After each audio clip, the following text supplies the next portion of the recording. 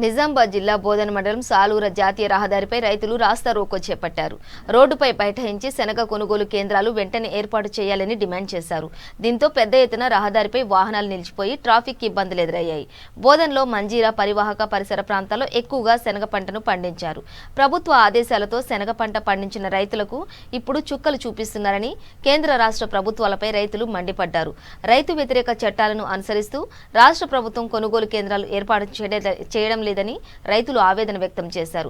ప్రభుత్వం వెంటనే స్పందించి శనగ కొనుగోలు కేంద్రాలు ఏర్పాటు చేయాలని విజ్ఞప్తి చేశారు.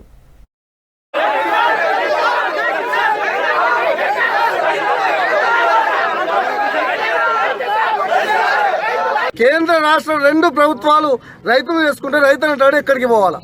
దయచేసి అయ్యా కేసీఆర్ గారు, మీరు రైతు బాంధవులని పదే సార్లు చెప్పుకునే మీరు, ఎందుకంటే ఈరోజు శనగ రైతులు కానివ్వండి, మరి రాబోయే వరి రైతులు కానీ పరిస్థితి రోడ్ల మీద ఎక్కి మరి వారి యొక్క అర్ధనాదాలు మీకు వినబడతలేదా?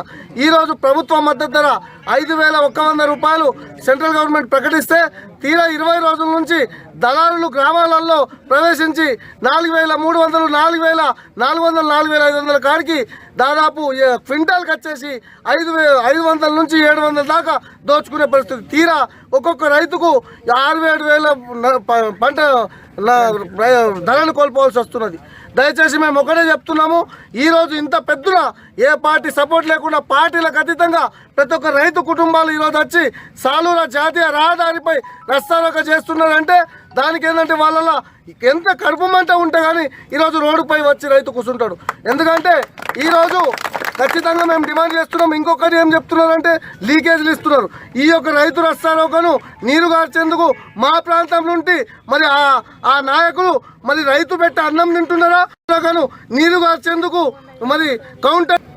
ప్రభుత్వానికి నిరసనగా ఈరోజు బోధన్ మండల్ సాలూర గ్రామంలో జాతీయ రహదారిపై నిరసన కార్యక్రమం రైతులందరూ చేపట్టడం జరిగింది.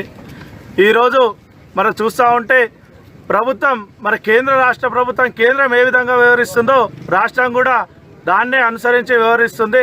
కాబట్టి నేను ఒకటే చెప్తున్నా ప్రభుత్వానికి, ఈరోజు శనగ కొనుగోలు ఏదైతే రైతులు శనగ మరి మొత్తం పంట చేతికొచ్చి వారి కళ్ళాలలో ఉన్నాయి, కానీ అమ్ముదాం